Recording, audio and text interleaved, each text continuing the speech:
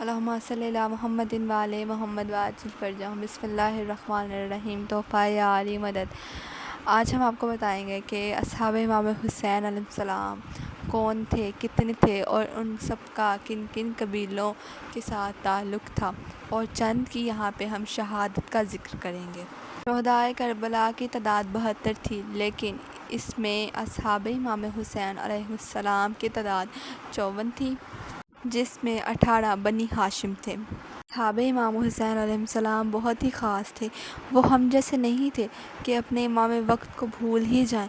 وہ عشق حسینی میں تھے، اپنا سب کچھ چھوڑ کے، اپنے گھر والوں کو چھوڑ کر اور امام کی حفاظت کی اور راہ خدا میں شہید ہوئے۔ اصحاب امام حسین علیہ السلام کے جو اصحاب 54 تھے، وہ اصحاب الگ الگ قبیلوں سے تعلق رکھتے تھے، جو 11 قبیلے ہیں ہم یہاں پہ ذکر کر رہے ہیں۔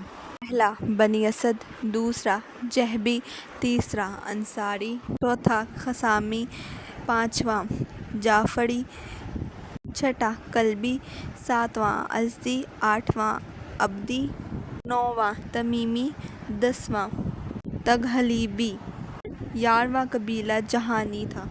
یہ سب قبیلے امام حسین علیہ السلام کے اصحاب ہیں۔ اصحاب مولا تو 54 ہیں، پر یہاں پر ہم آپ کے سامنے کچھ کا ذکر کریں گے، اور ہر اصحاب ایک خاص فضیلت و اہمیت کا حامل رہا ہے۔ سب سے پہلے ہم جن اصحاب مولا کا ذکر کرتے ہیں وہ اور کوئی نہیں بلکہ حضرت مسلم ابن اوسجہ ہیں، کہ آپ سب نے ان کی شہادت کا ذکر سنا ہوگا۔ تو یہاں سے شروع ہوتی ہے بات کہ عمرو ابن حجاج لعین نے دریائے فرات کی طرف سے اصحاب حسینی پر حملہ کیا۔ یہ جنگ 1 گھنٹے تک ہوتی رہی۔ اسی وقت مسلم ابن اوسجہ دشمن سے لڑ رہے تھے۔ آپ پر بہت سے اشقیاء ایک ساتھ حملہ آور ہوئے۔ اس گھمسان کی جنگ میں گرد و غبار بہت اڑ رہا تھا۔ جب گرد و غبار ختم ہوا تو مولا امام حسین علیہ السلام نے جناب مسلم ابن اوسجہ کو شہداء کے بیچ میں شہید پایا۔ اس طرح حضرت مسلم ابن اوسجہ شہید ہوئے۔ اب بات کرتے ہیں امام حسین کے بچپن کے دوست، جن کا آپ سب نے سنا ہوگا، حبیب ابن مظاہر۔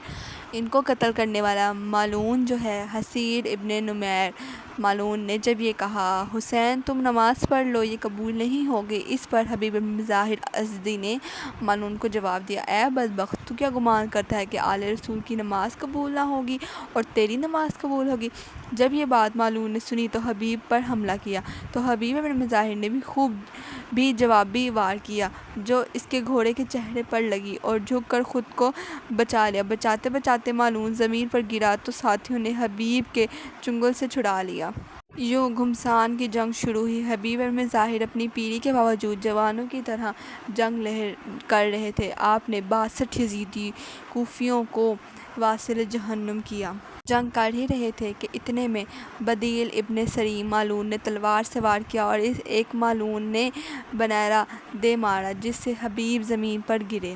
اسی مالون نے آپ کا سر مبارک تن سے جدا کیا۔ جب حبیب شہید ہوئے تو مولا حسین علیہ السلام نے فرمایا، میں خدا کی بارگاہ میں اپنی اور اصحاب کی موت کا حساب لوں گا۔ اس کے بعد امام نے کئی بار انا للہ و انا الیہ راجعون پڑھا۔ اب یہاں پر ہم آپ کے سامنے حر ابن یزید الرہائی کا ذکر کر رہے ہیں، جو وہی ہیں جنہوں نے امام حسین کا رستہ روکا تھا۔ پھر ان کو اپنی غلطی کا احساس ہوا تو وہ امام سے معافی مانگنے آئے، اور امام نے ان کو معاف کر دیا۔ اس کے بعد آتے ہیں، یہی ان کا ہی ذکر ہو رہا ہے شہادت کا، جناب حر کا، کہ آپ میدان کی طرف نکلے۔ ایک روایت کے مطابق حضرت زہیر ابن کین بھی ان کے ہمراہ تھے، جو پشت کی جانب ان کی حفاظت کر رہے تھے۔ حصیر ابن نمیر مالون حر کے دیرینہ دشمن یزید ابن سفیان سے کہا، کیا حر کو قتل کرنا چاہتا ہے؟ تو یزید ابن سفیان مالون نے جواب دیا کہ ہاں، کیوں نہیں۔ پھر وہ میدان میں نکل کر حر کو مقابلے کے لیے پکارا۔ جب یہ بات حر نے سنی تو حر نے فوراً اسے واصل جہنم کیا۔ اتنے میں فوجی اشقیاء نے ایک ساتھ حملہ کر کے آپ کو شہید کر دیا۔ جب بھی کسی شہید کی لاش کو خیمہ گاہ لاتے تو یہی کہتے، اس کی شہادت انبیاء اور انبیاء کی اولاد کی شہادت جیسی ہے۔ امام حسین علیہ السلام نے جب حر کی جانب متوجہ ہوئے، جو بھی سانس لے رہے تھے، چہرے سے خون صاف کیا اور فرمایا، تم حر ہو، جس طرح تمہاری ماں نے تمہارا نام حر رکھا تھا، دنیا میں بھی آزاد ہو اور آخرت میں بھی۔ اس کے بعد ایک شخص نے پر مرثیہ کہا، وہ اور کوئی نہیں بلکہ امام زین العابدین علیہ السلام تھے۔